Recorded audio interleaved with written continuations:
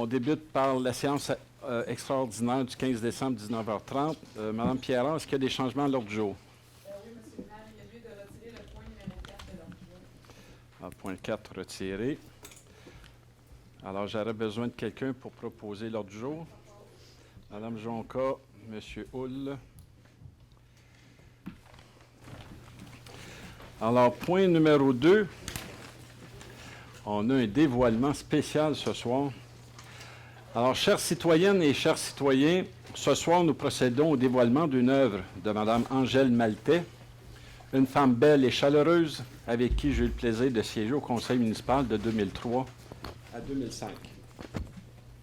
Même si j'étais du parti opposé au sien, Angèle m'a toujours traité avec respect et bienveillance. Jusqu'au dernier moment de sa trop courte vie, elle a tenu, et M. Gilbert va vous le confirmer, elle a tenu à respecter le mandat qui lui a été confié en assistant à tous les caucus et les séances du Conseil. Ce sont cette grandeur d'âme, cette bienveillance, ce courage et cette loyauté que nous retenons d'Angèle. Ma partie était plus longue. Je l'ai raccourcie parce que les émotions venaient beaucoup me chercher. J'ai demandé à la responsable de terminer son... Mme Poitier, c'est elle qui a eu l'idée d'amener l'œuvre ici. Mais avant qu'elle vous adresse la parole, il va de soi que M. Gilbert, qui était le maire à l'époque, et Angèle faisait partie de son conseil, on va lui demander de venir vous adresser la parole. Oui, venez à l'arrière, parfait. Ici? Tout à fait. Alors, bonsoir à tous. Bonsoir, M. le maire, bonsoir les membres du conseil. Au début, j'aimerais quand même remercier et féliciter, suite à la suggestion de Mme Poitier, parce qu'une personne indiscrète m'a dit que l'idée venait de vous. Alors, de vous remercier et de vous féliciter de la décision que vous avez prise de rendre cet hommage à Angèle Maltais. Angèle, je veux souligner ici la présence de personnes qui l'ont vraiment plus que bien connue. Je vais parler de Élie et je vais parler de Madame Drouin. Je vais parler de... Je peux en nommer d'autres, là, mais ce sont les personnes qui ont été les plus proches d'Angèle Maltais. Le tableau qu'on va voir ici ce soir, c'est Angèle qui avait discuté avec le directeur général, Patrick Savard, pour que ce dossier, cette œuvre qu'elle avait remis au Musée des Beaux-Arts, soit dans le bureau de Patrick Savard. Et voilà. Et évidemment, il est resté jusqu'à ce que vous ayez la bonne idée qu'il soit exposé dans la salle du Conseil. J'ai parlé de José Drouin. José Drouin était, je dirais, une amie, la grande sœur. C'est difficile de qualifier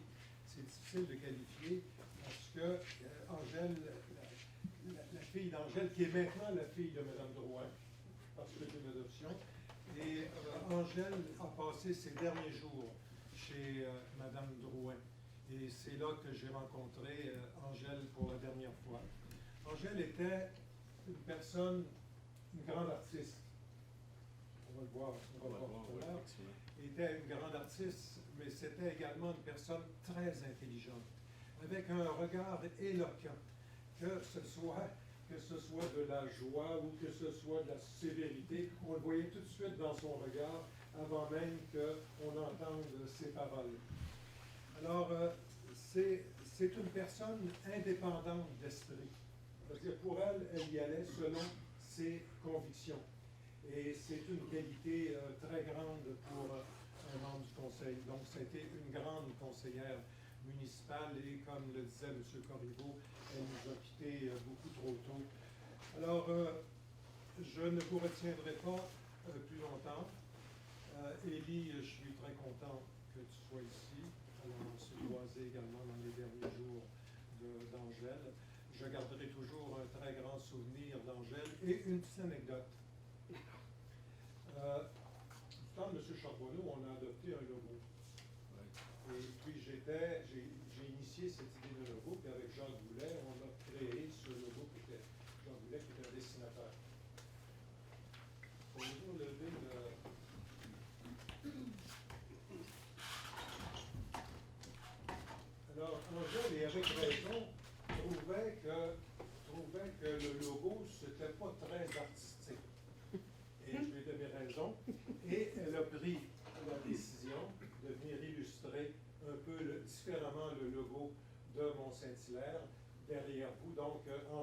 déjà présente dans la salle du conseil. Puis elle ne m'a pas demandé mon opinion avant de le faire. Elle l'a fait parce que Angèle y allait selon ses convictions.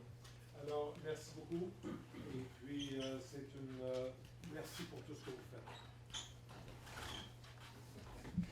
Alors,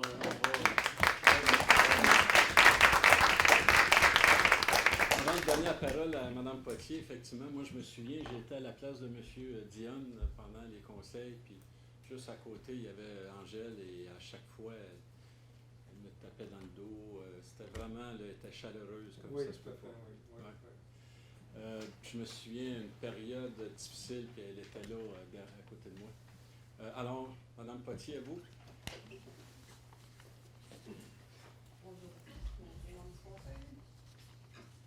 Bonsoir. Moi, j'ai rencontré Mme Maltais par une belle journée d'été lors de son porte-à-porte en 2003. J'étais assise dehors, profitant du moment, quand cette gentille dame s'est approchée. Sa belle énergie et son sourire m'ont tout de suite plu. Elle s'est assise et nous avons parlé longuement. Même si je ne l'ai plus revue, je ne l'ai jamais vraiment oubliée. La toile que nous dévoilons ce soir fut prêtée à la ville par Mme Maltais, qui en a remis la propriété au Musée des Beaux-Arts de Mont-Saint-Hilaire à la fin de sa vie. Elle fut laissée à la garde de la ville dans le bureau du directeur général jusqu'au réaménagement de nos locaux, au printemps dernier. Elle fut alors remisée par manque d'espace. Il m'est tout de suite apparu évident qu'une œuvre d'une telle valeur artistique et revêtant une telle signification ne pouvait être reléguée aux oubliettes. Je me suis dit que cette toile, justement intitulée « La séance du Grand Conseil », devait retrouver la place qui lui revenait, soit dans la salle du Conseil où Mme Maltais avait si souvent siégé. Avec l'accord de mes patrons, j'ai entrepris les démarches qui nous ont menés à ce soir, à ce dévoilement. Monsieur le maire et moi souhaitons remercier sa famille et ses amis qui se sont déplacés pour assister à cette cérémonie. Nous sommes certains que du haut de son ciel, Angèle les salue. Mais la présence qui nous touche le plus est celle de sa fille, Élie. Élie, ce moment doit être particulièrement émouvant pour toi. Sache que l'esprit de ta mère veillera dorénavant sur toutes les séances du Conseil et que sa chaleur et son humanité inspireront les échanges qui auront lieu entre ces murs. Maintenant, Élie, je te demanderai de t'approcher, de te joindre à M. le maire pour dévoiler la séance du Grand Conseil. Merci.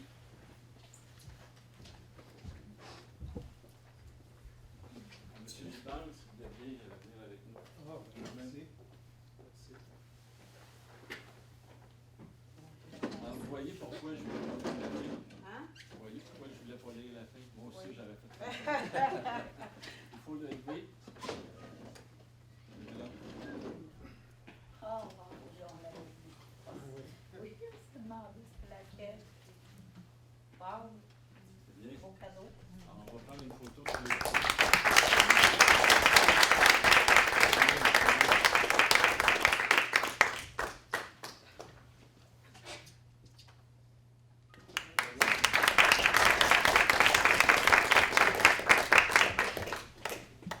Elle sera avec nous en tout temps.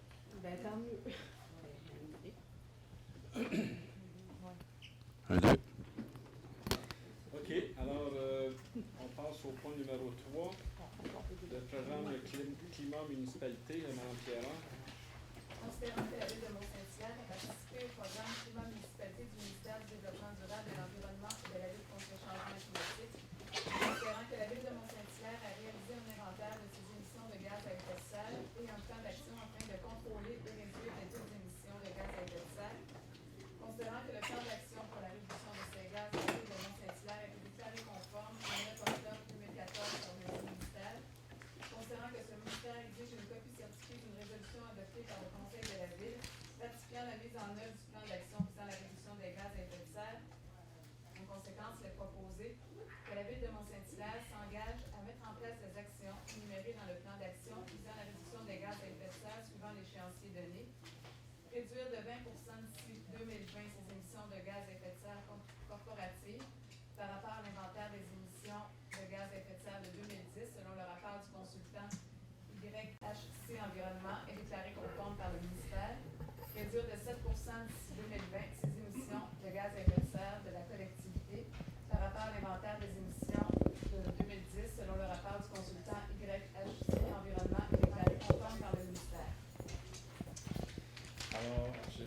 proposition. Monsieur Diane? Monsieur Diane. Excellent. Alors, on passe la parole au conseiller, il n'y en a pas ce soir. Alors, on passe à la période de questions. Il y en a. Vous levez votre main et vous me dites votre nom, s'il vous plaît. Est-ce qu'il y a des gens qui veulent prendre la parole? On peut parler de tout ce soir, là, à l'exception que lorsqu'on va faire le budget, à la fin du budget, on a l'obligation de ne parler que du budget. Pas de questions? OK. Alors, j'ai besoin de quelqu'un pour faire la levée de l'Assemblée. Monsieur Gros? Monsieur Poul? Alors, il n'y a pas de modification à l'ordre du jour, Mme Pierron. Alors, j'ai besoin d'un proposant. Monsieur Hull, Monsieur Gilbert. Alors, point numéro 1. On passe au point numéro 2 pour la présentation. Et je dois aller là-bas. Alors, bonsoir tout le monde. À cette présentation du budget 2015, je voudrais souligner la présence de tous les directeurs de la municipalité qui sont ici ce soir. Merci d'être présents. Cette année, nous sommes donnés un thème à la croisée des chemins. Parce qu'on pense que la ville de Mont-Saint-Hilaire est justement rendue à la croisée des chemins.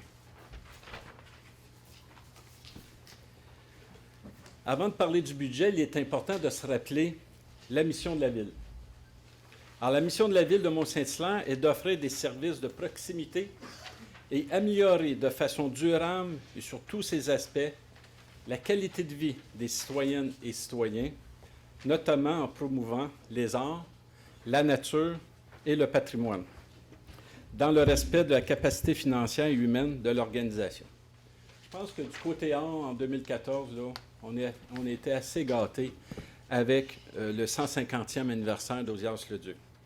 Pour ce qui est de la nature, ça va de soi, notre montagne, mais également le fait que Mont-Saint-Hilaire a investi depuis des années des millions de dollars dans les parcs. Pour le patrimoine, alors on est servi avec Patrimoine et Lermontais, on est servi avec la Société d'histoire, et je vous rappelle qu'on est en campagne de financement pour la rénovation d'une partie de l'Église.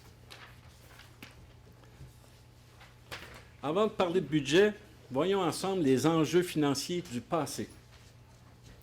Alors, nous avons eu naturellement des hausses de coûts pour la ville, principalement concernant le coût de la vie. On a eu des nouvelles responsabilités en environnement, en sécurité incendie, en transferts gouvernementaux réduits. De ça, on a eu des choix d'investissement dans le passé. Qu'on pense au pavillon Jordi-Bonnet, le centre communautaire, le centre aquatique, les parcs municipaux, la bibliothèque, les rues principales qu'on a refait, Janotte, Fortier, Montée-des-Trentes, Audias-le-Duc, le quai municipal, qui en passant est très utilisé l'été. Et malgré toutes ces dépenses, tous ces investissements, à Mont-Saint-Hilaire, on a maintenu un taux de taxe concurrentiel. Je pense qu'il y a une philosophie à Mont-Saint-Hilaire de toujours maintenir un taux de taxe concurrentiel. En contrepartie, il y a encore des investissements à faire à Mont-Saint-Hilaire. On a un besoin important en voirie. On a fait un début de rattrapage. Il faut continuer. Nous avons nos bâtiments municipaux qui nécessitent des interventions. Qu'on pense à l'hôtel de ville, qui est très mal, c'est non fonctionnel à cause des escaliers, qui répond mal au service à la clientèle. Le garage municipal, on en a parlé l'an passé, qui est désuet, qu'on va changer dans les prochaines années. Et on a acheté un terrain à cet effet. La caserne incendie, qui est désuet, c'est prévu pour 2016. On parle aussi du 108 rue Provencher, l'ancien poste de police, et l'ancien bureau d'information touristique. Nous avons un plan directeur qu'on attend très prochainement pour connaître les coûts de rénovation et par le fait même, qu'est-ce qu'on fera avec ces bâtiments. Mais on aurait pu également parler de l'école Sacré-Cœur qu'il faut rénover. Maintenant qu'on a parlé des enjeux du passé, maintenant, voyons les enjeux financiers de l'avenir, du futur. Alors, on sait qu'on va avoir une baisse des nouveaux revenus. Pourquoi? Parce qu'il y a un impact de la pause dans le développement immobilier demandé par les citoyens. Lors de la dernière élection, ça a été clair. Cette pause, naturellement, a un impact financier important sur nos budgets et on va le voir pendant la présentation. On a eu des diminutions de subventions gouvernementales, diminution des crédits gouvernementaux. On se souviendra qu'en 2014, on a eu une baisse sur la TVQ. Le pacte fiscal transitoire qu'on a entendu parler dernièrement et le nouveau pacte fiscal qui reste à signer en 2016. Est-ce qu'on va avoir des surprises? C'est à suivre. Avec la baisse des revenus, on a naturellement, vous comprendrez, des dépenses. Entre autres, l'inflation. Mais également la hausse des quotes-parts des organismes régionaux. Cette année, 3,34. Mais il faut savoir que cette année, à la Régie de l'eau et à la Régie d'assainissement des eaux, il y a eu des millions d'investissements. Mais il va y avoir encore besoin importants dans les infrastructures. Il va falloir poursuivre le rattrapage pour la voirie, l'aqueduc, l'égout, poursuivre les investissements pour les services aux citoyens, aussi maintenir les actifs tels que les bâtiments de la ville. C'est pourquoi on dit que Mont-Saint-Hilaire est à la croisée des chemins. Le Conseil s'est donné des balises dans le cadre de son budget. Premièrement, assurer une gestion saine et rigoureuse des finances publiques afin de limiter la hausse du compte de taxes.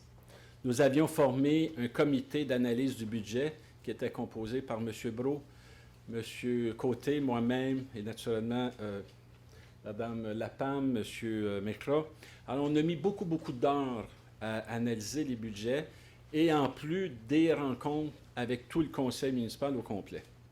Deuxièmement, absorber les impacts du pacte fiscal transitoire, le fameux 300 millions du ministre Moreau. Pour vous donner une idée, ça représente environ 300 000 $ pour Mont-Saint-Hilaire et on ne taxe pas les citoyens, on va le voir un petit peu plus loin. Alors, pour le payer, on va l'absorber à partir du budget d'opération et on va utiliser les surplus. Troisièmement, maintenir un niveau de service de qualité pour les citoyens. Nous croyons que c'est encore essentiel à Mont-Saint-Hilaire. Et finalement, utiliser une partie des surplus accumulés pour des dépenses non récurrentes, qu'on pense à des études, etc., qu'on paye comptant au lieu. Malgré les coupures, le conseil municipal a voulu se donner des orientations. Premièrement, poursuivre l'amélioration des services et de relations avec les citoyens. Vous allez voir, en 2015, nous allons avoir un nouveau site Internet et nous allons avoir des services en ligne pour les permis. Deuxièmement, doter la Ville des outils nécessaires à la réalisation de sa mission. Nous allons avoir une étude de l'état du réseau routier. On va assurer le maintien de la santé et sécurité au travail, qui est une priorité. Troisièmement, poursuivre la mise en valeur et protection de l'environnement. Nous allons continuer le travail face à la grille Dufresne. Vous savez que Mont-Saint-Hilaire est un exemple pour le combat. Également, on va mettre en œuvre le plan d'action de la politique de l'arbre. Quatrièmement, mettre en valeur Mont-Saint-Hilaire. Nous allons finaliser le plan directeur des signalisations. On a un manque pour les PAC, je pense que vous êtes en mesure de le constater. Également, c'est une mission pour le comité consultatif sur le développement de la culture et du tourisme, présidé par Mme Jonca. Cinquièmement, maintenir l'offre culturelle, sportive et loisirs. Nous allons continuer à travailler naturellement avec les organismes du milieu. Nous allons élaborer un nouveau plan d'action pour la politique de la famille et des aînés. Un comité va débuter dès début 2015. Et finalement, assurer la sécurité des citoyens. La nouvelle caserne d'incendie. Nous allons poursuivre l'amélioration des transports actifs. À titre d'exemple, nous allons implanter un nouveau sentier entre les résidences Soleil et la rue du Massif afin de permettre aux gens d'aller prendre les lumières en toute sécurité. Maintenant, je donne la parole à notre directrice des finances, Mme Sylvie Lapam, qui va mettre en chiffres ce que je viens de vous dire. Mme Lapam, c'est à vous. Merci, M. le maire. Je vais mettre le micro à ma hauteur. Donc, les faits saillants pour 2015, on se retrouve avec un budget de 32 781 700, qui va être expliqué un peu plus loin. Ensuite, on va voir ensemble qu'il y a un ralentissement dans le développement domiciliaire depuis 2013 et ça va se poursuivre jusqu'en 2018. Et tout ça est aussi relié à la hausse des investissements qu'on doit faire au sein de la ville. Finalement, M. le maire l'a mentionné, on absorbe les impacts du nouveau pacte fiscal transitoire dans nos budgets. Les principales variations qu'on va voir dans nos budgets se limitent à la quote-part aux organismes, l'indexation et l'utilisation des surplus que l'on fait pour 2015. Ensuite, l'augmentation du compte maison d'une valeur moyenne de 382 900 sera de 3,59 %. Ensuite, les priorités d'investissement, c'est sûr qu'on veut continuer la poursuite de la réfection de nos infrastructures. On veut également favoriser le transport actif, c'est-à-dire tout ce qui est lien piétonnier, les pistes cyclables. Également, continuer l'amélioration dans nos différents parcs. On va donner un mandat professionnel pour l'étude de la nouvelle caserne et le mandat de la reconstruction. Il y a également la planification de la mise à niveau de nos différents bâtiments, que ce soit l'hôtel de ville, le 108 Provencher, l'école Sacré-Cœur, donc une planification qui va être faite à ce niveau-là. Et également l'acquisition d'un terrain pour la future école primaire qui aurait lieu sur le territoire. Les priorités d'opération, c'est sûr que c'est le maintien du service aux citoyens et également le service à clientèle qui est au cœur du mandat qui nous est donné. Donc, 3 grands défis pour 2015. Il y a une pause dans le développement domiciliaire qu'on va voir dans les prochaines acétates. Ensuite, il y a le pacte fiscal transitoire à assumer et les investissements requis au niveau de notre programme triennal d'immobilisation. Donc, quand on parle qu'au niveau du développement domiciliaire, il y a moins de permis qui sont émis, il y a moins de valeur. Ici, je vous présente l'historique de 2005 à 2014, c'est des barres bleues, c'est le réel. Puis ensuite, de 2015 à 2018, c'est l'estimé, c'est ce qu'on prévoit. Fait qu'on voit que de 2005 à 2012, on a en moyenne 32 millions en valeur de permis qui sont émis pour de nouveaux bâtiments. On ne parle pas de rénovation, on parle strictement de nouveaux bâtiments. Et on prévoit pour 2015 12 millions. Donc, c'est la moitié. 2016, on prévoit 15 millions, 2017, 27, et à partir de 2018, on prévoit 50 millions. Mais j'aimerais aussi attirer votre attention, c'est que le 36 millions de 2005, aujourd'hui, en 2015, la valeur serait beaucoup plus grande que 36 millions. Donc, c'est plus que la moitié qui était réduit en termes de nouveaux bâtiments qui étaient faits au sein de la ville. Ensuite, tout ça, c'est confronté aux investissements qu'on doit faire, le retard qu'on doit récupérer. Donc, c'est un petit peu le même principe qui vous est présenté. Les lignes bleues, c'est l'historique de 2005 à 2014, le réel avec les investissements qu'on a faits. Et les lignes vertes représentent la projection. Donc, visuellement, on est capable de voir que c'est sûr que les barres vertes sont plus grandes que les barres bleues. Donc, on voit qu'on a beaucoup d'investissements à faire, mais qu'on n'aura pas beaucoup de nouveaux revenus qui vont arriver à la ville. Donc, si on regarde au niveau du budget 2015, on a un budget de 32 781 700, auquel de ce montant-là, j'ai retranché une somme de 949 200, autant au niveau des revenus que des dépenses, pour les rendre comparables en 2014. En fait, c'est parce qu'il existe une nouvelle norme comptable en matière de présentation de l'information financière qui nous demande de présenter à titre de revenu le remboursement en capital effectué par divers programmes de subvention que l'on reçoit sur nos règlements d'emprunt. Donc, quand on a des projets de réfection d'infrastructures, le gouvernement assume une partie du règlement d'emprunt. Donc, c'est ce volet-là qu'on impute. En contrepartie, mais la dépense de remboursement de capital est inclue dans le service de dette. Donc, vous allez voir un petit peu plus loin, quand je vais faire des statistiques, vous allez voir l'impact de cette norme-là sur le pourcentage du service de dette sur nos dépenses de la ville. Donc, à partir de... On va toujours travailler avec le budget 2015 ajusté sur base comparable, 31 832 500. Donc, ce qu'on va expliquer ce soir, c'est d'où provient la hausse de 932 100 $ qui représente 3,02 % par rapport à 2014. Et la même chose au niveau des dépenses, on va vous expliquer la hausse de 932 100 $. Donc, si on regarde au niveau des revenus, je vais vous... c'est présenté par chaque grande catégorie. Le total, on voit la différence, le 832 100 $. Je vais juste vous amener à la ligne sous-totale qui est ici. Donc, on voit que les revenus de la Ville augmentent de 846 900, soit 2,77 %, et qu'on est venu faire une ponction dans nos surplus pour 359 200, soit 85 000 de plus que l'an passé, pour boucler notre budget au niveau des revenus. Donc, la CETAP qui est suivante, ce qu'on a essayé ici de vous démontrer, c'est de dire, OK, avant de procéder à une augmentation du compte de taxes, la Ville, c'est quelles sont ces augmentations et ces diminutions de revenus avant de penser d'augmenter le compte de taxes. Donc, on voit que la Ville, avant d'augmenter le compte de taxes, elle avait une hausse de revenus de 3 400. C'est composé de quoi? Il y a eu des éléments qui nous créent une augmentation de nos revenus.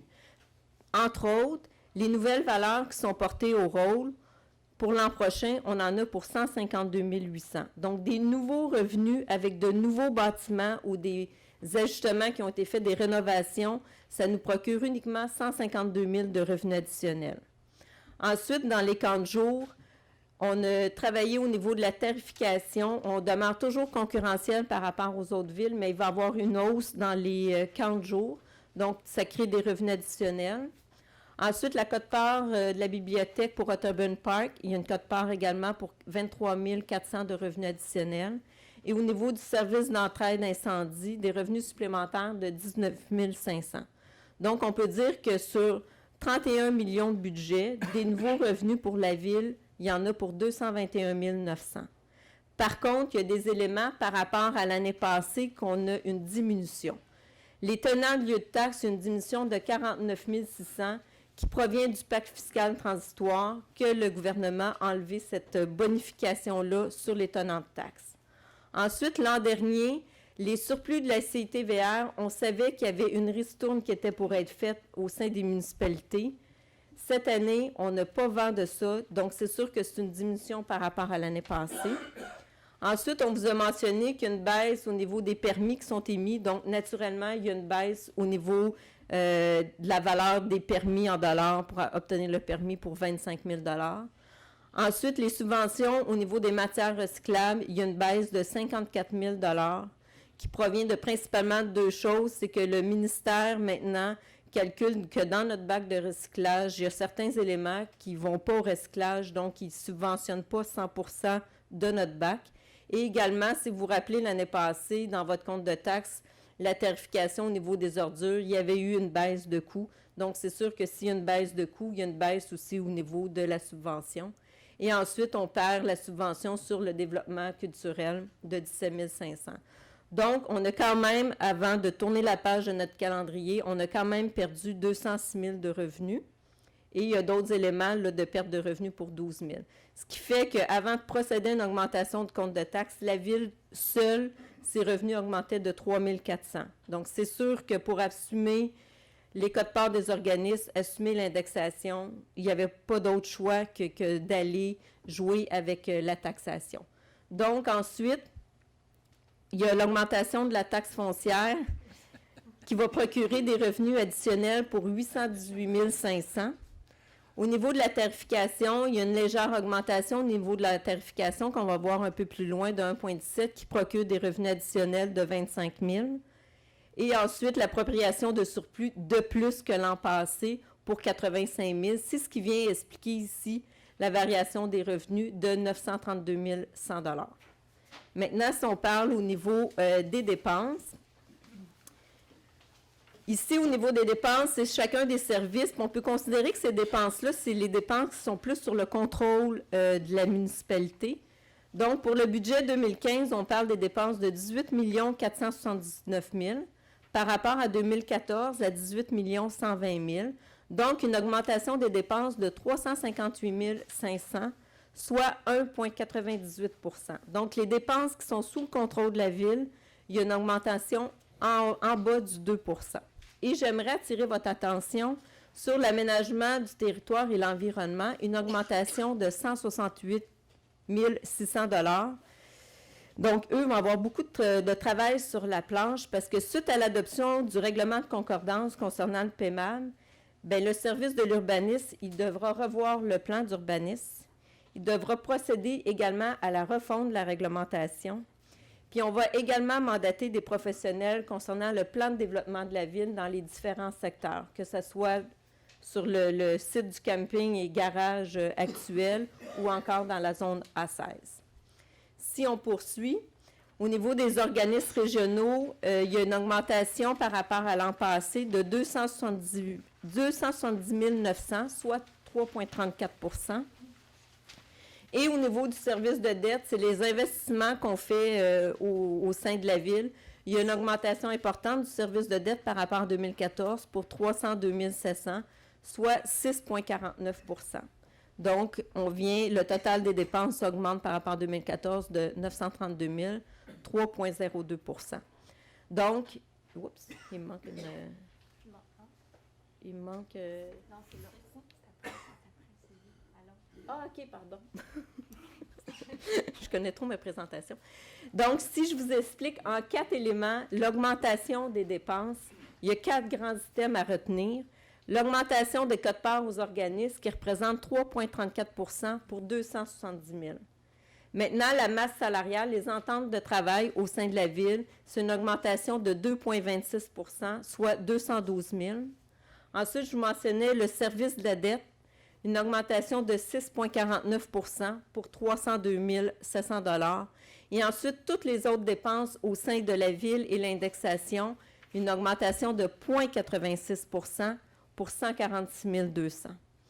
Donc, en excluant les quotes-parts aux organismes et le service de dette, la croissance des dépenses pour la Ville, comme je vous le mentionnais tantôt, est de 1,98 % et l'inflation de octobre 2013 à octobre 2014 est de 2,2 %. Donc, vous comprendrez que le service... Ici, je vous présente, je ne passerai pas en détail, c'est l'augmentation au niveau des organismes de 270 000 qui représente 3,34 %. Ce que je veux soulever à votre attention, c'est qu'au niveau de la CMM, il y a une augmentation de 44 800. Ça provient du pacte fiscal qui, la CMM nous a refilé la facture, donc on doit assumer ça. On va le faire à partir du surplus. Et ensuite, au niveau de la régie de police, il y a une augmentation de 3,46 %. Ce qui est intéressant aussi, que je veux toujours rappeler, c'est qu'on peut subdiviser les quotes-parts aux organismes en 2 grandes sections. Un qui est inclus dans la taxe régionale, donc c'est la partie ici, puis une autre qui est inclus dans la tarification. Donc, si on regarde, je vous mentionnais, le service de dette augmente de façon importante de 6,49 %. On le voit ici, c'est vraiment relié au niveau de la dette à l'ensemble que cette augmentation-là. Donc, si on résume la répartition des dépenses d'opération, on a un budget de 31 832 500, une fois qu'on l'a mis sous base comparable, comme je vous mentionnais à la première acétate. Il y a 58 des dépenses qui sont sous le contrôle direct de la Ville pour 18 479 000. Les organismes régionaux représentent une ponction de 26 % de notre budget pour 8 387 000. Et notre service de dette représente 16 % pour un montant de 4 966 000. Je vais passer à M. le maire. Merci. Alors, avant d'arriver à la taxation, j'aimerais vous faire un petit résumé de ce qu'on vient de dire sur nos réalités 2015.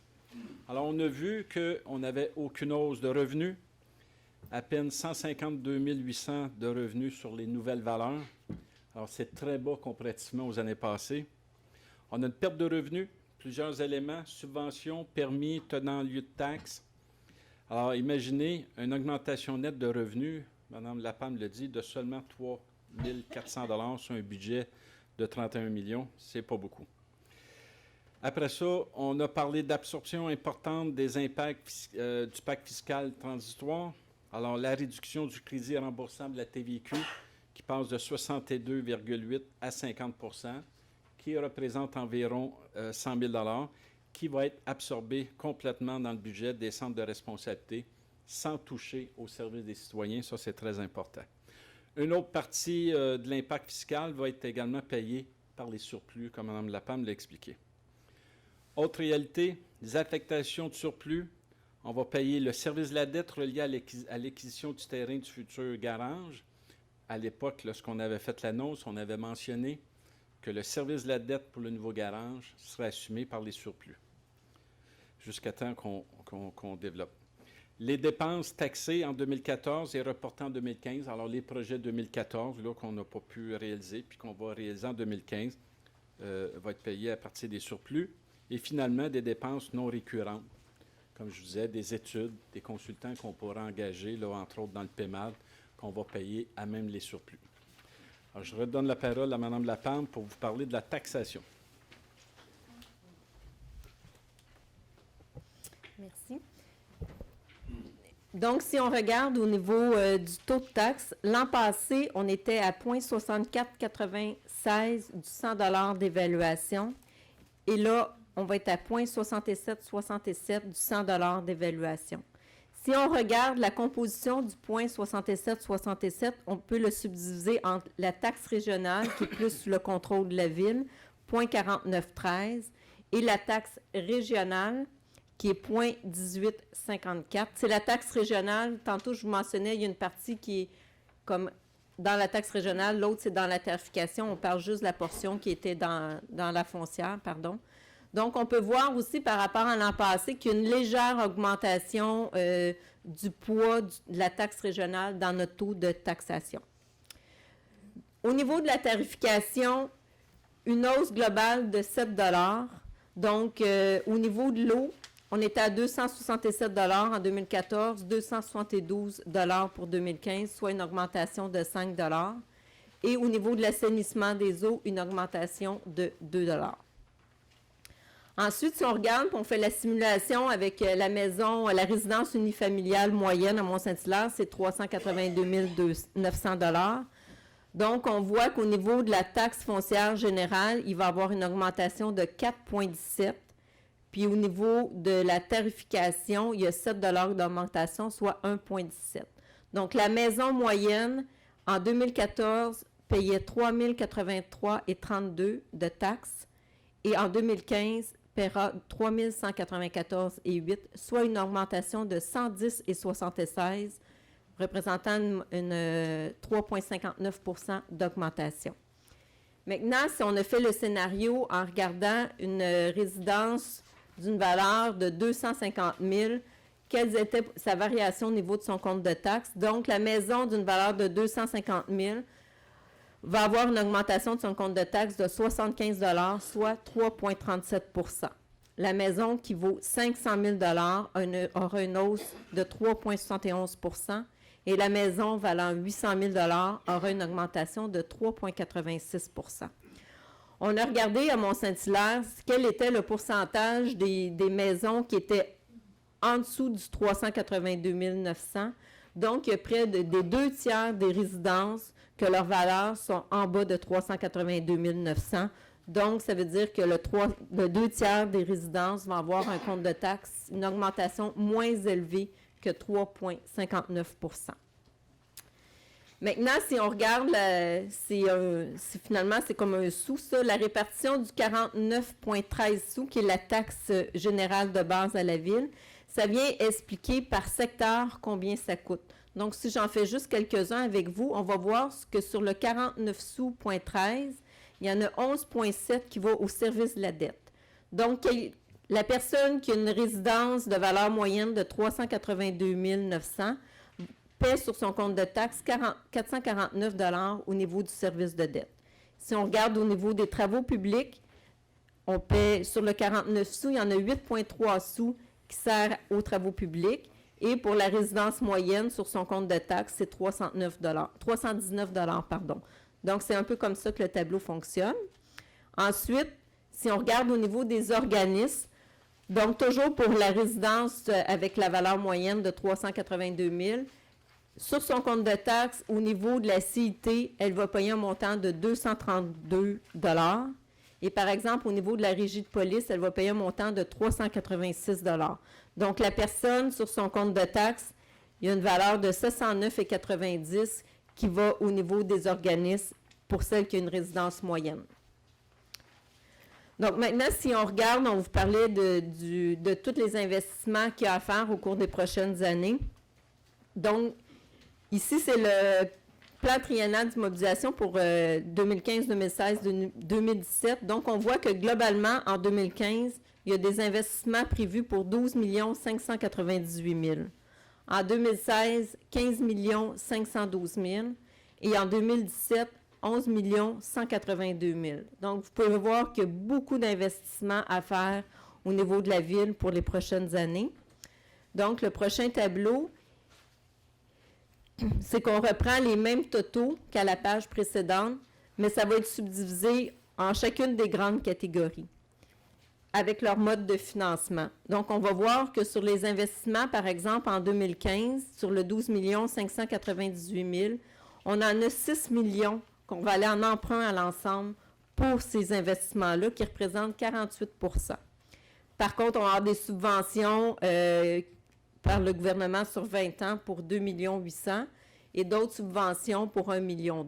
C'est un petit peu le même principe, fait qu'on voit que dans les prochaines années, on prévoit quand même au-dessus de 50 % de nos projets qui vont être financés via un emprunt à l'ensemble. Ensuite, si on regarde un peu par grande catégorie les investissements, donc au niveau des infrastructures, on a, en 2015, pourquoi on investit dans nos infrastructures en premier?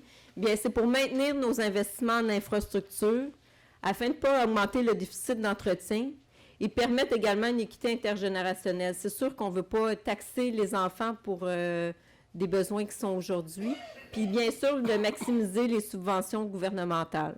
Donc, en 2015, les principaux projets, réfection de la rue Blain, 2,3 millions, et l'accotement asphalté chemin de la montagne entre Oka et Mont-Saint-Hilaire pour 1,8 million. On voit qu'en 2016, il va y avoir également des investissements en infrastructure pour 5,2 millions et une petite pause en 2017 pour assumer d'autres besoins en investissement. Maintenant, au niveau des bâtiments, pourquoi on doit investir dans nos bâtiments? Bien, c'est pour assurer leur pérennité, puis également le respect des normes en vigueur dans la construction, puis on pense surtout à la nouvelle construction de la caserne incendie. Donc, les investissements pour 2015, c'est qu'on va continuer à payer. On a acquis le terrain pour l'éventuel garage, mais on va continuer à le payer. On le paie sur les 3 prochaines années. Et ensuite, on voit la construction de la caserne incendie. D'ici les 3 prochaines années, des investissements de 6,7 millions à mettre au niveau de la caserne. Et la même chose au niveau de l'hôtel de ville, il y aura des investissements à faire pour permettre les personnes à mobilité réduite et offrir un meilleur service à la clientèle. Maintenant, pourquoi investir dans nos parcs? Et c'est sûr, on est une ville de nature, ça fait partie de notre mission. Donc, on va investir dans nos parcs. On va planifier également l'introduction éventuelle de jeux d'eau. Et on veut contribuer à la qualité de vie des citoyens. Donc, on voit que pour 2015, les principaux projets, c'est la finalisation du parc du village de la Gare, la partie naturalisée. Ensuite, il y a l'installation des jeux au niveau du parc de la Pommeraye.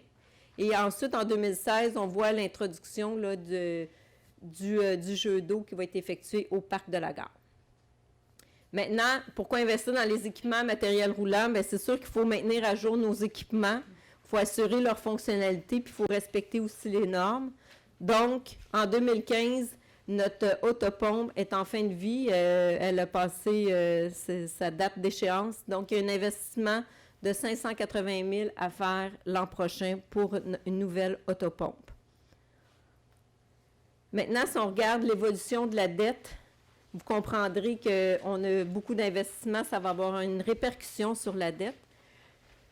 Ce tableau-ci, le MAMO sort à chaque année le profil financier et compare les villes entre elles. Donc, elle classifie les villes en fonction de la population. Nous, on se trouve être dans la catégorie de 10 à 25 000 habitants. Donc, on voit ici ce qui est la classe de population au Québec comme la nôtre et où on se situe au niveau de l'endettement total net à long terme par 100 $ de richesse foncière par rapport au Québec. Donc, on voit qu'on est, en bas de ce que la population du Québec, elle est. C'est sûr que nous, ici, on a une très grande richesse foncière au niveau de nos bâtiments. Donc, c'est ce qui nous amène à être quand même assez positif. Ensuite, vous rappelez que je vous parlais tantôt qu'on a changé les normes au niveau de la présentation de l'information financière. Enfin, je vais vous entretenir, mais vous voyez l'impact ici. Ce tableau-là, c'est le service de dette, mais on exclut le fonds de roulement parce que le fonds de roulement, on se rembourse, mais on se rembourse à nous-mêmes. Donc, moi, on ne vient pas le calculer ici dans le service de dette. Donc, on voit que le service de dette, par rapport à notre budget de fonctionnement, il y a quand même une légère diminution pour avoir une petite augmentation en 2015 à 14,90. Et avec la nouvelle norme de présentation d'informations financières, l'an prochain, on va faire les comparatifs, mais en changeant la norme, ça vient affecter le pourcentage au niveau du service de dette par rapport à notre budget qui serait à 17,36. Maintenant, si on regarde la dette consolidée, c'est quoi? C'est la dette qui est à l'ensemble, c'est la dette aussi qui est au riverain, c'est la dette que le gouvernement va assumer pour nous et aussi au niveau des organismes. Donc, en 2013, au niveau de la dette à l'ensemble, on a terminé l'année à 43 503 avec une dette consolidée de 51 364. On prévoit terminer cette année, l'année dans la dette à l'ensemble à 45 429 pour une dette consolidée de 53 367. En 2015, on prévoit que la dette à l'ensemble va passer de 45 429 à 51 994 et que la dette consolidée sera autour de 59 794 000. Donc, si on regarde ensemble au niveau de la portion de la dette à l'ensemble, parce que ça, c'est ce qui nous intéresse le plus, parce que c'est elle qui est taxée dans le taux de taxe foncière. Donc, on a terminé le 31 décembre avec 36 604. Cette année, on est allé en financement sur différents projets pour 4,6 millions. Et on a remboursé du capital pour 2,4. Donc, c'est sûr qu'on fait beaucoup de projets, il y a beaucoup de rattrapage. Donc, on emprunte plus rapidement qu'on rembourse le capital. Donc, on estime finalement au 31 décembre la dette à l'ensemble à 38 millions. Donc, c'est sûr, pour 2015, on repart à 38 millions.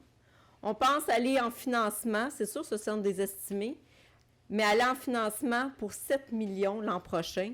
Et on va rembourser sur le capital notre dette existante, 2,6 millions, ce qui va amener la dette à l'ensemble à 43 122 000.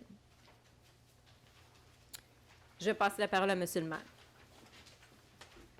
Merci, Mme Lapalme. Alors, conclusion. À ce moment-ci, permettez-moi de vous lire la conclusion de cette présentation, surtout que nous avons une annonce importante à vous faire. Comme nous venons de le voir, la ville de Mont-Saint-Hilaire fait face à des défis importants. Si l'on résume, on constate que la hausse des revenus est pratiquement nulle, puisqu'elle représente 1/100 de 1%. Cette situation est en grande partie due à la pause que nous prenons dans le développement immobilier de la ville. Cette pause, je vous le rappelle, a été demandée par les citoyens lors de la dernière élection. Et le Conseil, nous la partageons. Il y a aussi une opportunité très intéressante, et j'y reviendrai dans quelques instants. En même temps, nous devons répondre à nos obligations envers les organismes régionaux alors que leurs quotes-parts, ce qu'on doit payer aux organismes, sont en hausse de 3,34 %. Au niveau de l'administration de la ville, il y a des hausses inévitables. Ne serait-ce que par l'effet de l'inflation. Vous savez, l'inflation était de 2,2 % cette année. À la ville, nous avons limité la hausse de nos dépenses dans nos services à 1,98. Nous avons donc travaillé extrêmement fort pour offrir à la communauté un budget qui permettra de ne pas couper de services, tout en répondant aux exigences de notre situation particulière. Pas de hausse de nouveaux revenus et hausse des dépenses. Ce budget, nous le voulons responsable. Aussi, avec une hausse de compte de taxes pour une maison moyenne à 3,59, nous contrôlons nos dépenses. Nous gardons notre offre de sport, culture et loisirs diversifiée. Nous préservons nos actifs et nos infrastructures avec l'avancement de la construction essentielle de la nouvelle caserne d'incendie, l'entretien et la réparation plus urgente de la voirie, l'entretien de nos bâtiments et finalement l'entretien et l'aménagement de nos parcs. De plus, comme nous sommes engagés à le faire, nous poursuivrons notre travail pour améliorer les services aux citoyens. Le service à la clientèle sera une priorité, avec un nouveau site Internet et des nouveaux services en ligne qui sera offert dès cette année. J'aimerais rappeler une nuance intéressante ici. Lorsqu'on parle de la maison moyenne à 382 900, il s'agit d'une moyenne. Comme l'a mentionné Mme Lapalme, plus du 2/3 des propriétés ont une hausse plus basse aura une hausse plus basse que 3,59, puisque plus des 2/3 des propriétés de la ville ont une évaluation inférieure à ce montant. Cela étant dit, il faut savoir, cette année, nous avons débuté nos travaux sur ce budget assez tôt. Aussi, lorsque le pacte fiscal transitoire est arrivé, nous avons dû prendre une décision. Ajouter un autre % à la hausse déjà prévue de 3,59 ou trouver le moyen d'absorber les 200 000 que cela représente au budget, plus les 100 000 de moins dans les investissements. Comme nous l'avons déjà mentionné, cette situation n'est pas agréable pour personne. Aussi, nous voulons considérer l'aspect transitoire de ce pacte et miser, comme l'ensemble de nos collègues des municipalités du Québec, sur la négociation qui mènera au nouveau pacte dès 2016. C'est pourquoi nous avons choisi de ne pas taxer les impacts du pacte fiscal transitoire de cette année. Concrètement, ce que ça veut dire, nous absorbons pour 200 000 $ à même les surplus accumulés. Et nous demandons au centre de responsabilité de la Ville d'offrir les mêmes services aux citoyens avec 100 000 $ de moins dans leur budget. Soyons clairs, nous ne pourrons pas absorber ainsi de tels impacts à chaque année. Je le répète, nous misons sur une entente qui sera profitable pour les deux paliers de gouvernement et pour l'ensemble de la population dès 2016. Revoyons un instant la valeur des permis à Mont-Saint-Hilaire. Globalement, nous émettons en moyenne pour 32 millions par année. Or, depuis 2013 jusqu'en 2017, ces investissements seront 2 fois moins importants. C'est pourquoi les revenus supplémentaires ne sont pas présents. Maintenant, la Ville de Mont-Saint-Hilaire fait face à des grands défis. D'abord, des investissements majeurs sont à prévoir dès 2016. Je prends une minute pour voir avec vous la dimension de ce défi. Regardons quels sont les besoins qui ont déjà été identifiés pour les prochaines années. On parle de réfection au niveau de la voirie. Plusieurs rues sont déjà identifiées, principalement dans la Pommeraye. Réfection des infrastructures d'aqueduc et d'égouts. La construction essentielle de la nouvelle caserne d'incendie. De l'acquisition du renouvellement de plusieurs équipements. Du maintien de nos bâtiments. Pour l'hôtel de ville, il est prévu de rénover en incluant un nouveau guichet unique et une meilleure accessibilité aux personnes à mobilité réduite. On rejoint ici notre volonté d'améliorer le service aux citoyens. Il y a aussi l'école Sacré-Cœur, le 108 Provencher, l'ancien poste de police, l'ancien bureau d'information touristique et éventuellement l'achat du terrain pour une nouvelle école dont on garde beaucoup d'espoir. On parle également de compléter l'aménagement de nos parcs, au village La Gare, Parc Champlain, Fréchette, des vétérans. Enfin, l'aménagement de la piste cyclable multifonctionnelle sur le tronçon Provencher. Bref, nos nouveaux revenus sont très limités.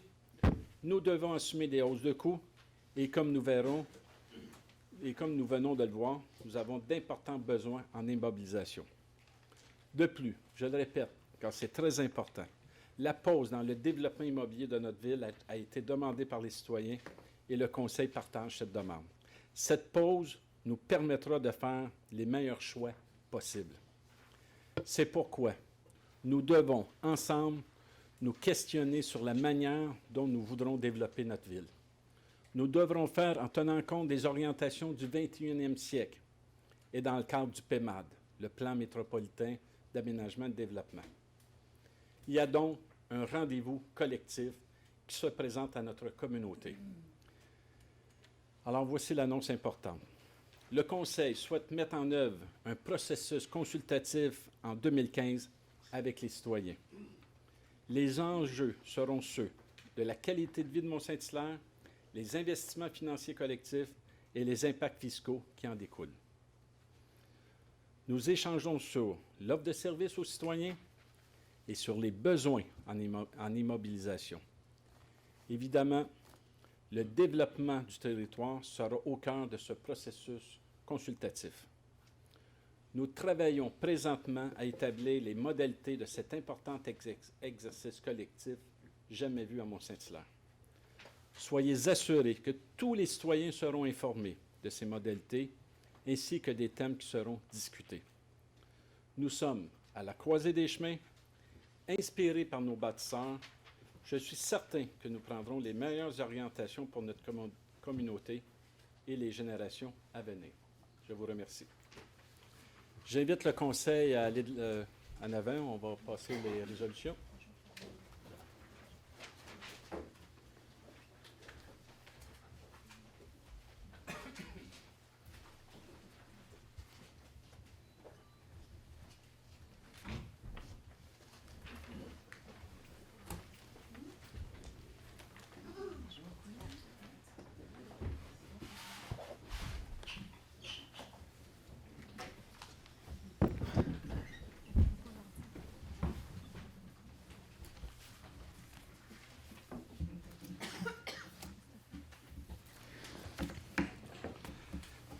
Un, deux. Bon. Alors, le point 2 est terminé. J'ai eu peur qu'on aille un rappel. Alors, nous passons au point numéro 3, règlement numéro 1203, Mme Pierrand. Il est proposé que ce Conseil adopte le règlement numéro 1203, intitulé Règlement approuvant le budget 2015 et décrétant les taux de la taxe foncière générale. Alors, un proposeur. Je propose. M. Brault, qui appuie? M. Dionne. Alors, point numéro 4, le programme triennal d'immobilisation, Mme Pierrand. Il est proposé que ce Conseil approuve le programme triennal d'immobilisation 2015-2016-2017, lequel est joint à la présente résolution comme annexe A pour en faire partie intégrante. Que cette résolution soit et est adoptée en conformité avec l'article 473 de la loi sur les cités des villes. Un proposeur? M. Hull, M. Gilbert. Numéro 5, règlement numéro 1204, Mme Pierron. Il est proposé que ce Conseil adopte le règlement numéro 1204, intitulé Règlement décrétant les taux de la taxe d'eau 2015 dans la ville de Mont-Saint-Hilaire. Mme Jonca, M. Côté. Règlement numéro 6, règlement numéro 1205, Mme Pierron. Il est proposé que ce Conseil adopte le règlement numéro 1205, intitulé Règlement décrétant les taux des taxes sur les ordures ménagères et les matières recyclables comprenant les résidus verts 2015 dans la ville de Mont-Saint-Hilaire. Un proposeur? M. Hull. J'appuie. M. Dionne. Numéro 7, règlement numéro 1206, Mme Pierron. Il est proposé que ce Conseil adopte le règlement numéro 1206, intitulé Règlement décrétant les taux de la taxe d'assainissement des eaux usées 2015 dans la ville de Mont-Saint-Hilaire. M. Brault, M. Hull. Numéro 8, règlement 1207, Mme Pierron. Il est proposé que ce Conseil adopte le règlement numéro 1207, intitulé Règlement décrétant les taux de la taxe pour la vidange des fosses septiques 2015 dans la ville de Mont-Saint-Hilaire. M. Côté. M. Hull. Et le dernier, le règlement 828-35, Mme Pierron. Il est proposé que ce Conseil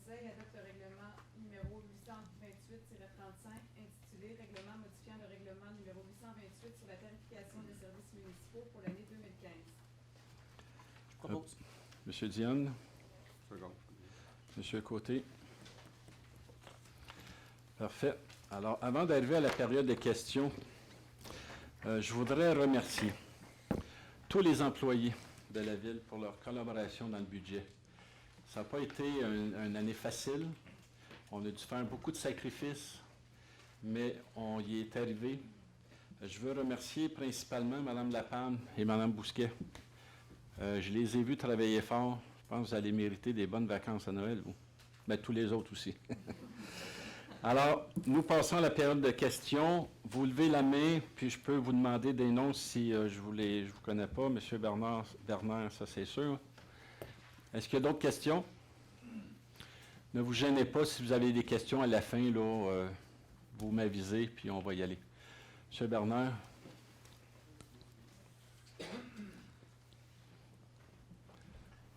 Monsieur le maire, conseiller, messieurs, dames, j'ai compris quelque chose ce soir. Allez-y. Vous avez un plan machiavélique. C'est sûr. Ah oui? Vous allez finir par avoir notre bien. Nous autres, avec notre revenu fixe de rente, de vieillesse, par rapport à tout ce qui augmente, par rapport à ces taxes qui augmentent encore ce soir, puis en plus, on va manger notre bas de laine, ça ne suffira pas ce qu'on va augmenter des taxes. Mais votre plan machiavélique, une fois que vous avez notre bien, là, qu'est-ce qui va nous arriver? J'ai compris, vous avez un plan. Et on n'aurait plus les moyens d'avoir une automobile. Mais c'est pour ça que la ville s'efforce à faire des pistes cyclables. Parce qu'on fera notre épicerie en bicyclette. C'est ça qui nous attend, les vieux. C'est cette traite par là qu'on va. Je trouve ça vraiment, je suis découragé ce soir de voir vos chiffres. C'est un très bon point que vous amenez. Ça n'a pas de sens. C'est un bon point que vous amenez parce que ça rejoint un petit peu la Notre réflexion. capacité de payer, comme tu as parlé au début, là. Regardez bien, je vais vous répondre. Ça répond un petit peu au questionnement que la Ville ou le Conseil municipal a eu.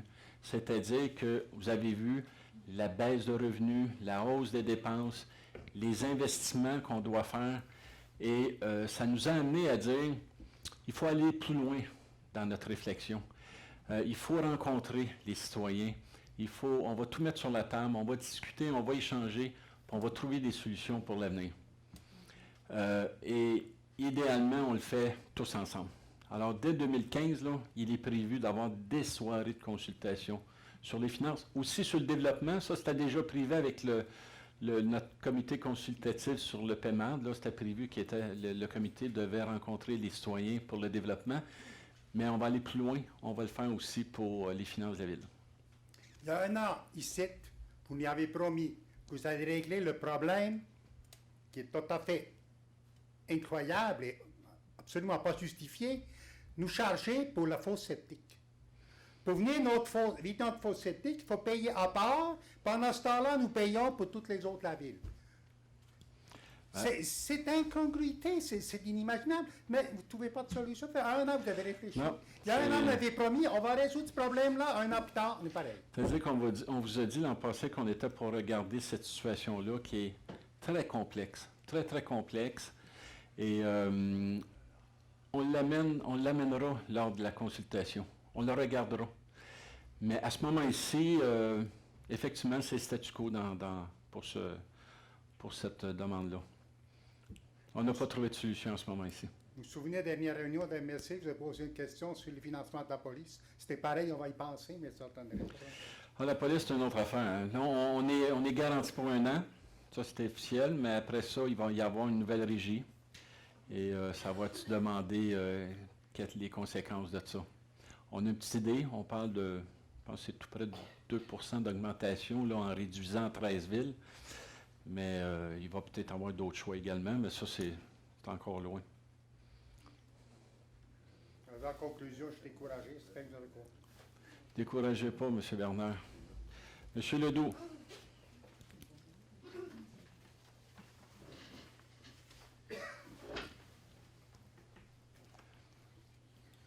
Bonjour, M. le maire.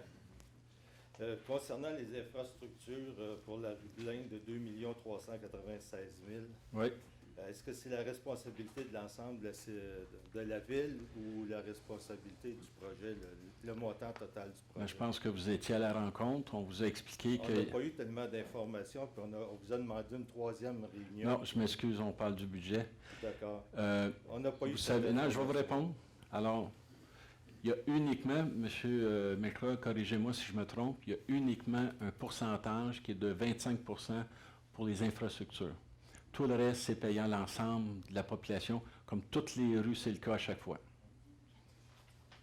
Bon. Une subvention. Puis, il y a une subvention en plus. Ah, elle est de combien, ce cas? 831 de mémoire. 831. Et sur les infrastructures? Sur le projet total. Sur le projet total. Et ça, il n'était pas inclus dans le 2 300 000? Oui, dans le mode de financement, c'est inclus. C'est inclus, OK. Parce que là, ça veut dire que nous, on va avoir, comme tout le monde, une augmentation de taxe de 3 points quelque chose, plus une taxe supplémentaire pour l'amélioration. Comme toutes Mais les... ça a déjà été refait en 78, parce que ça avait été dit aux réunions que ça avait été fait dans les années 60. Mais il y a eu l'aqueduc qui a été refait en 78. Alors, on trouve que ça fait des changements assez souvent. Oui, Des mais taxes selon complètes, l'étude, là, on déborde un petit peu du budget, mais selon l'étude, la rue est à refaire, non pas uniquement la surface, mais aussi en dessous. Alors, c'est pourquoi qu'on en profite par une subvention de refaire la rue au complet. En tout cas, nous, les citoyens de la rue, on a une proposition à vous faire. J'ai ici une pétition de 44 Non, signataires. monsieur Ledoux, là, vous n'êtes pas correct. Vous n'êtes pas correct. Non, vous n'êtes pas correct. Je vous ai dit dès le... Laissez-moi parler. Laissez-moi parler. J'ai dit dès le départ que la période de questions pour le budget, c'était uniquement le budget. Et on a eu une assemblée spéciale tantôt. J'ai demandé à 2 reprises s'il y avait des gens qui avaient des questions parce que je savais que vous étiez là. Puis il n'y a personne qui a demandé. Vous auriez pu, là, tout ce que vous faites là, vous auriez pu le faire tantôt. Mais là, c'est la loi, puis Mme Pierron peut vous le confirmer. Je ne peux pas prendre des questions autres que sur le budget ce soir. C'est une loi. C'est pas moi qui décide. Tout à l'heure, M. le maire, on parlait de la toile, on parlait des choses semblables. Ça ici, moi, je pense que c'est l'économie. Nous, les citoyens, on suggère une économie pour justement, on cherche une façon de baisser les taxes. Qu'est-ce que la Ville nous propose? Il va y avoir beaucoup de dépenses là. Puis ça peut être diminué que le projet que les citoyens de la rue Blain proposent. Non, parce que là, ce que vous me demandez, c'est de vous reparler de la rencontre qu'on a eue, qui ne cadre pas dans la rencontre de ce soir. Je comprends que ça ne cadre pas ce Alors, soir, mais est-ce qu'on peut avoir... Vous avez eu une occasion en or tantôt de poser la question, puis on était même surpris en arrivant à l'autre bord en disant... Quand je vous ai vu, je m'attendais que vous étiez, puis vous étiez en loi tantôt. Je vous aurais répondu, on aurait travaillé, on aurait échangé là-dessus, mais ce soir, dans le cadre du budget, je ne peux pas vous le permettre. Vous ne pouvez pas faire juste parce que, excusez, je ne viens pas ici à toutes les fois. Oui, d'accord. Puis je représente quand même, je fais du bénévolat aujourd'hui, je représente les gens de ma rue. Je ne vois pas pourquoi vous n'accepteriez pas. Au moins le papier, savoir qui est intéressé à ce. Écoutez, déposez la pétition à Mme Pierron, on va le prendre en note, à vous de le déposer, mais vous comprendrez qu'on n'en discutera pas ce soir. Je ne vais pas en discuter, je vais tout simplement vous la remettre. On la prend avec plaisir. C'est quand même quelque chose qu'on a pensé. Excellent. De discuter. Alors, laissez-la Mme Pierron, puis à vous de merci, remettre. messieurs. Puis on pourra en rediscuter à un autre moment donné. Merci. Est-ce que des gens désirent prendre la parole? Une fois, 2 fois. Alors, quelqu'un pour lever l'Assemblée. Monsieur Côté. Monsieur Gros. Merci. Hey, en passant, je voudrais vous souhaiter à tout le monde un joyeux Noël, une bonne année pour 2015. Une chose, la santé, c'est ce qu'il y a de plus précieux au monde. Merci. Bonne soirée.